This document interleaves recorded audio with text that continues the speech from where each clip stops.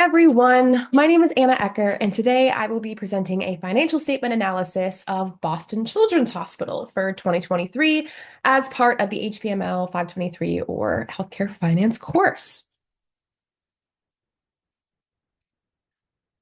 So, Boston Children's Hospital has a clear mission and vision. It wants to deliver the highest quality of pediatric care. It wants to advance scientific discovery and innovation, and it wants to educate future pediatric medicine leaders. It's also affiliated with Harvard Medical School, which I thought was pretty cool. And that actually reinforces its strong academic and research foundation because it's affiliated with such a good school. Now, before we started, I did want to give you a little bit of the scope of how big this hospital really is. Actually, when I looked it up, it is the #1 children's hospital in the world right now, or maybe in the US. Either way, really big. So basically, Boston Children's Hospital has around 400 inpatient beds, and it employs about 10,000 people, including physicians, nurses, researchers, all your operations people.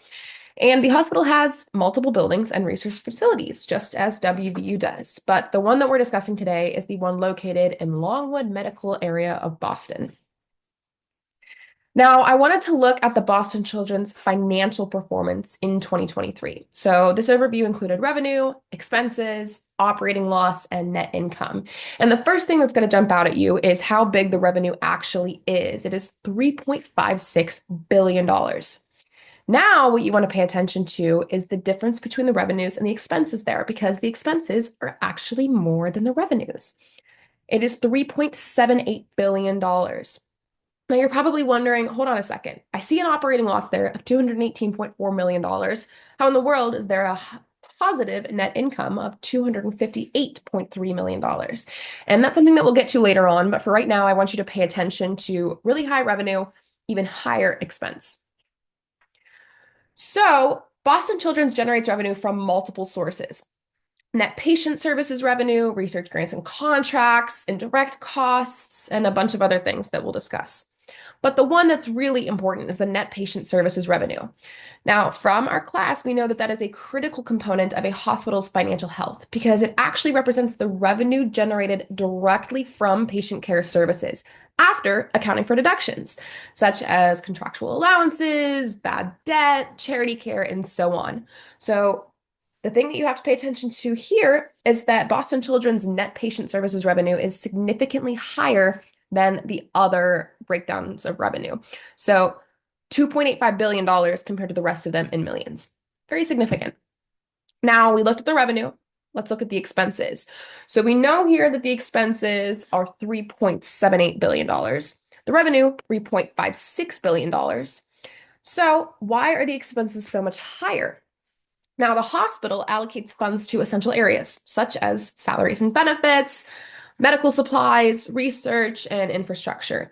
And these costs reflect its commitment to high-quality patient care and long-term growth. But the interesting thing is, out of that where did it go? $3.78 billion in expenses, $2.23 billion of that is in salaries and benefits itself. Now, obviously, it's expensive. You have to pay your physicians, you have to pay your nurses, you have to pay your managers, and so on. But it is significantly higher than all of the other expenses. Something to pay attention to. So that just lets you know how big the hospital truly is. And all of this data I got from the statement of operations. Now, again, we talked about why, if expenses are more than revenues, is there a positive net income? Well, there's actually a lot that you have to look into when you are calculating net income. So you have to consider revenues minus total expenses, right? We know that that is the general formula to net income, but we also can't forget to account for adjustments and non-operating income, such as investments or grants, and that actually impacts the entire financial picture. So I put in a little bit of a chart here, net income, two adjustments to operating cash flow, and I'll talk a little bit about each of them. So the hospital's net income is calculated by subtracting total expenses from total revenues. And then you have to add or subtract non-operating gains and losses like investment income. So in 2023, Boston Children's, it resulted in a positive net income of $258.3 million. And that actually reversed the loss from operations. Then you got to look at adjustments to the net income. So for operating cash flow, you add back non-cash expenses like depreciation. We'll talk about that in a second. And overall, adjust for changes in working capital. So that could be changes in accounts receivable and payable, right?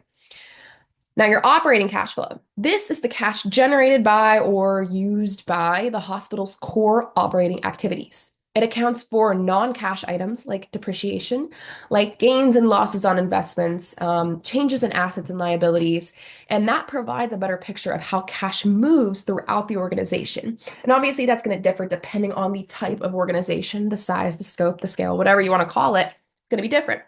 But that is how the net income is calculated for Boston Children's and why it is actually positive. Now, Dr. Weaver wanted us to compare these hospitals so that we could get a better understanding of how financial statements affect organizations such as Boston Children's and Sunnyvale. And one thing that we do have to note is that Boston Children's numbers are all 2023 and Sunnyvale is 2020. So might be a little bit of a controversial thing there. But I did my best with the years that I was given. I couldn't find Boston Children's Hospital 2020. So the main things that you want to take away, while Boston Children's struggles with operating losses, like we talked about, it offsets them with diversified non-operating income. However, Sunnyvale Clinic focuses on core patient services, and it actually maintains a positive operating margin. So the first thing that we'll look at actually is revenues and expenses are significantly more than Sunnyvale Clinic. So already we can see a huge difference in the sizes of the organizations, which I'll discuss in a second. But you can also see here that in Sunnyvale, the revenues exceed the expenses. We'll get into that. Salaries and benefits are the largest cost in both Boston Children's Hospital and in Sunnyvale Clinic. But Sunnyvale, it's significantly more than Boston Children's. So in Boston Children's, it accounted for 58.9% of its expenses, but in Sunnyvale, it accounted for 75.9%. So I wonder what the issue or the difference is there. Now, the clinic has a 1.35% operating income as a percentage of operating revenue, which indicates a small profit from those operations. Contrarily, Boston Children's had an operating loss of 7.7%, showing a negative operating result. But net income for the clinic is 3.8% of total revenue, which is lower than Boston's net income proportion of 7.3%. Now, I want to give you a little bit of the organizational structures here. What we can tell is that Sunnyvale Clinic is much smaller, probably focuses on primary care, non-emergent cases, where Boston Children's is humongous, right? It's cutting edge research. It's associated with Harvard Med. It's going to get so many more people from all over the world coming to this. So their demographics are different. Their sizes are different. Their numbers are also going to be different. So you can see here that this is in hundreds of thousands, of course. So 2.58 million, for example, for the net income here. Obviously, the net income in Boston Children's is much larger than Sunnyvale Clinic, along with the assets. So key takeaways here are that Boston Children's struggles with operating losses, but offsets it with diversified non-operating income, and Sunnyvale has a positive operating performance with a focus on core patient services. Overall, if Boston focuses on diversification in revenue sources, it can mitigate its financial losses. And if it focuses on strategic investments like infrastructure, it can support future institutional growth. Now, Sunnyvale, extremely efficient in resource management, and operational efficiency there is key. Now, these findings were based on the Boston Children's Financial Report and relevant healthcare financial literature, pretty much all from our book.